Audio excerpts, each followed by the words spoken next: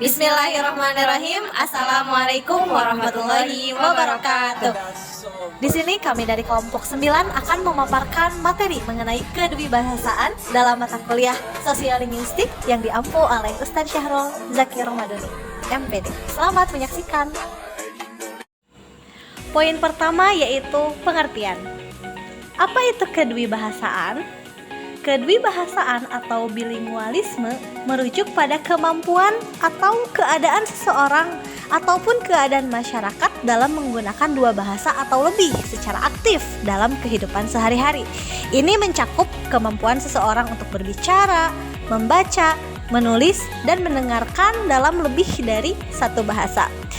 Kedwibahasaan pun dapat terjadi pada tingkat individu atau dalam lingkungan masyarakat yang menggunakan dua atau lebih bahasa. Pada tingkat individu, seseorang yang memiliki kemampuan menggunakan dua bahasa atau lebih dikatakan sebagai dwibahasawan atau bilingual. Individu ini dapat menguasai dan menggunakan dua bahasa dengan tingkat kefasihan yang bervariasi, baik secara bersamaan atau dengan beralih antar bahasa, tergantung pada konteks yang dibutuhkan komunikatif. Nah, kemudian poin yang kedua adalah dwibahasawan. Tadi sudah disinggung sedikit oleh Saudari Fadila bahwa seseorang yang memiliki kemampuan menggunakan dua bahasa atau lebih itu bisa dikatakan sebagai dwibahasawan. Maka dwibahasawan adalah atau orang yang bilingual, istilah yang digunakan untuk menggambarkan individu yang menguasai dua bahasa atau lebih. Mereka memiliki kemampuan untuk berkomunikasi dan menggunakan bahasa dengan lancar dalam kedua bahasa yang mereka kuasai. Orang-orang dwibahasawan ini dapat menggunakan bahasa pertama atau yang bisa kita sebut dengan bahasa ibu dan bahasa kedua dengan baik dalam kemampuan berbicara, menulis, membaca, dan mendengarkan. Nah, orang-orang dwibahasa atau bilingual kini lebih banyak daripada orang yang hanya menggunakan satu bahasa. Contohnya di Indonesia, kebijakan bahasa nasional mengakibatkan banyak orang yang menguasai setidaknya dua bahasa, yaitu bahasa daerah dan bahasa Indonesia. Bahasa asing juga sering dipelajari untuk tujuan ilmu pengetahuan atau meningkatkan karir. Sementara itu, pemerolehan bahasa pertama atau bahasa ibu bisa terjadi secara alami dari keluarga dan lingkungan sekitar. Nah, lalu bahasa kedua diperoleh melalui pembelajaran yang disengaja, terutama dalam pendidikan formal. Namun, kemampuan bahasa kedua umumnya lebih rendah daripada bahasa pertama. Ada dwibahasawan yang hanya mampu menggunakan bahasa keduanya dalam satu modus bahasa, seperti hanya bisa membaca atau mendengarkan.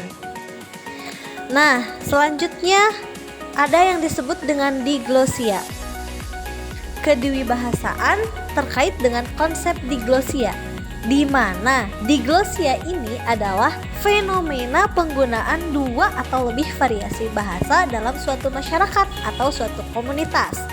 Dalam konteks diglosia, terdapat beberapa yang jelas antara varian bahasa yang tinggi atau bisa disebut juga dengan high variety dan varian bahasa yang rendah atau low variety, di mana varian bahasa yang tinggi biasanya digunakan dalam situasi formal seperti media cetak, pendidikan, pidato resmi, dan lain sebagainya. Sedangkan variasi bahasa yang rendah digunakan dalam situasi informal sehari-hari seperti bercakap-cakap setiap hari, sehari-hari dengan teman dan lain sebagainya.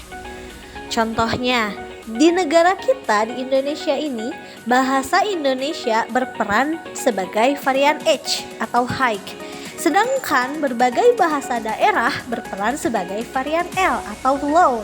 Di Filipina, bahasa Inggris berperan sebagai varian H, high. Kemudian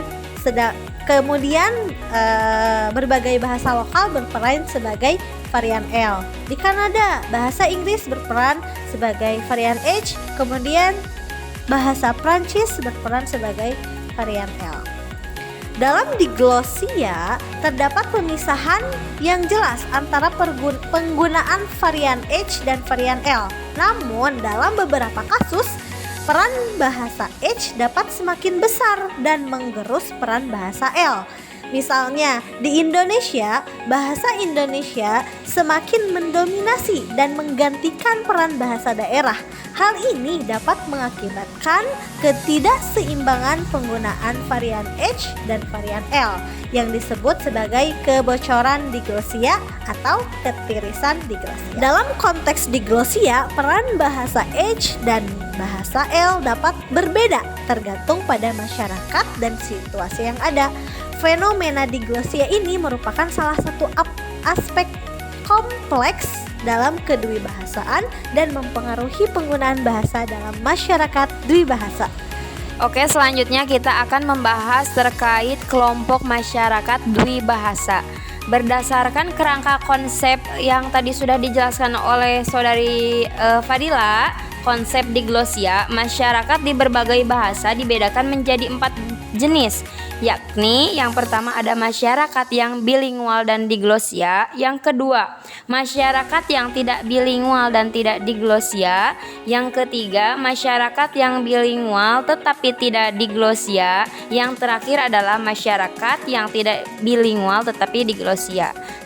Oke, selanjutnya di sini saya akan menjelaskan terkait kelompok masyarakat dwibahasa. Tadi yang pertama adalah masyarakat yang bilingual dan diglosia. Contoh dari kelompok tersebut yaitu seperti negara Indonesia, Filipina, dan Selandia Baru. Masyarakat ini menggunakan 2 bahasa secara aktif dalam kehidupan sehari-hari mereka dan juga mengalami diglosia, yaitu di mana perbedaan status dan penggunaan antara bahasa baku high verity dan bahasa sehari-hari atau low verity. Bahasa baku digunakan dalam situasi formal dan resmi, sedangkan bahasa sehari-hari digunakan dalam situasi informal. Kemudian yang kedua adalah masyarakat yang tidak bilingual dan tidak diglosia. Contoh masyarakat seperti Korea, Kuba, Portugal, dan Jepang. Nah, masyarakat ini umumnya menggunakan satu bahasa dalam kehidupan sehari-hari mereka tanpa adanya perbedaan status atau penggunaan antara varian bahasa yang tinggi ataupun rendah. Kemudian yang ketiga ada masyarakat yang bilingual tetapi tidak diglosia. Nah, kelompok tersebut yaitu di mana masyarakat menolak adanya pembagian yang jelas antara bahasa baku dan bahasa sehari-hari, melindungi bahasa rendah. Dalam masyarakat ini, kedua bahasa dapat digunakan secara bebas dan tanpa perbedaan yang tegas dalam status atau penggunaan. Kelompok yang terakhir adalah masyarakat yang tidak bilingual tetapi diglosia. Contoh seperti masyarakat Kanada, Belgia, dan Swiss. Masyarakat ini umumnya menggunakan satu bahasa dalam kehidupan sehari-hari mereka, tetapi juga menghadapi diglosia karena adanya perbedaan penggunaan antara bahasa baku dan bahasa sehari-hari. Bahasa baku digunakan dalam situasi formal dan resmi, sedangkan bahasa sehari-hari digunakan dalam situasi informal. Kemudian lanjut pada fenomena. Dalam kedwibahasaan terdapat beberapa fenomena sosiolinguistik yang kompleks. Beberapa fenomena tersebut diantaranya adalah yang pertama alih kode Qing. Nah, peralihan penggunaan dari satu kode ke kode bahasa lain, misalnya beralih dari bahasa Indonesia ke Jawa atau dari bahasa Jawa Krama ke bahasa Jawa Ngoko. Alih kode dapat terjadi dalam berbagai bentuk seperti kata, frasa, klausa, kalimat, paragraf, atau wacana. Bisa disebut juga dengan campuran bahasa, nyampur-nyampur bahasa gitu. Yang kedua adalah campur kode atau bisa disebut juga dengan code mixing. Penggunaan 2 jenis kode bahasa atau lebih dalam satu aturan tanpa adanya fungsi peralihan yang jelas. Campur kode terjadi ketika penutur menggunakan kode bahasa tanpa mengetahui perbedaan fungsi masing-masing kode. Hal ini dapat terjadi dalam situasi informal atau karena alasan lain seperti menghormati orang lain atau hanya untuk bergaya seperti itu. Kemudian yang ketiga adalah interferensi. Interferensi ini merupakan gangguan yang dialami oleh seorang dwibahasawan saat menguasai bahasa keduanya karena pengaruh struktur bahasa pertamanya. Interferensi dapat terjadi dalam berbagai tataran kebahasaan seperti fonologis, pengucapan, morfologis, struktur kata, sintaksis, struktur kalimat, dan leksikal kosakata. Ya, contoh kecilnya seperti kita mengatakan kita berbicara bahasa Arab, bahasa Inggris, tapi nada kita nada bahasa Sunda seperti itu. Kemudian yang keempat adalah integrasi. Integrasi merupakan pemakaian unsur-unsur bahasa lain yang telah dianggap menjadi bagian dari bahasa yang meminjamnya. Misalnya, banyak kata bahasa Inggris yang telah menjadi bagian dari kata bahasa Indonesia. Integrasi ini dapat terjadi melalui adaptasi pengucapan dan sistem ejaan sesuai dengan bahasa peminjam. Yang kelima adalah transferensi. Merupakan penggunaan unsur dari bahasa lain karena kebutuhan. Transferensi dapat membantu dwi bahasawan dalam menguasai bahasa kedua dan sifatnya positif. Namun, interferensi yang mengganggu disebut sebagai transferensi negatif. Nah, fenomena-fenomena ini merupakan bagian dari kompleksitas kedewibahasaan dan mempengaruhi cara komunikasi dan penggunaan bahasa dalam masyarakat dwibahasa. Kemudian lanjut kepada keunggulan. Apa sih keunggulan yang dimiliki oleh dwi bahasawan? Nah, salah satunya adalah sebagai berikut. Yang pertama yaitu toleransi yang lebih tinggi. Nah, orang-orang dwi bahasawan cenderung lebih toleran terhadap perbedaan bahasa dan budaya. Mereka memiliki pemahaman yang lebih baik tentang keberagaman linguistik dan kebudayaan, sehingga lebih mampu beradaptasi dan berinteraksi dengan orang-orang yang memiliki latar belakang bahasa dan kebudayaan yang berbeda. Kemudian yang kedua yaitu pemahaman perbedaan budaya. Dengan menguasai dua bahasa atau lebih, dwi bahasawan memiliki pemahaman yang lebih mendalam mengenai perbedaan budaya. Mereka dapat memahami nuansa, nilai-nilai, serta norma-norma yang terkandung dalam bahasa dan budaya yang berbeda, sehingga dapat berkomunikasi dengan lebih efektif dan menghindari kesalahpahaman lintas budaya. Kemudian yang ketiga adalah kemampuan kerjasama yang baik. Nah, kedwibahasaan memungkinkan seseorang untuk berkomunikasi dengan orang-orang dari berbagai latar belakang bahasa dan kebudayaan. Hal ini membantu dwi bahasawan untuk bekerja sama dengan orang-orang yang memiliki perspektif dan pengalaman yang berbeda, sehingga dapat menciptakan kerjasama yang lebih baik dalam lingkungan multikultural. Poin keempat yaitu akses ke lebih banyak kesempatan. Dengan menguasai dua bahasa atau lebih, dwi bahasawan memiliki akses yang lebih luas ke kesempatan pendidikan, pekerjaan, dan hubungan sosial. Mereka dapat berkomunikasi dengan lebih banyak orang, memperluas jaringan sosial, dan memiliki peluang yang lebih baik dalam karir dan kehidupan secara keseluruhan. Kemampuan kognitif yang lebih baik. Nah, penelitian telah menunjukkan bahwa dwi bahasawan memiliki kemampuan kognitif yang lebih baik, seperti kemampuan pemecahan masalah, fleksibilitas berpikir, dan kemampuan berpikir abstrak.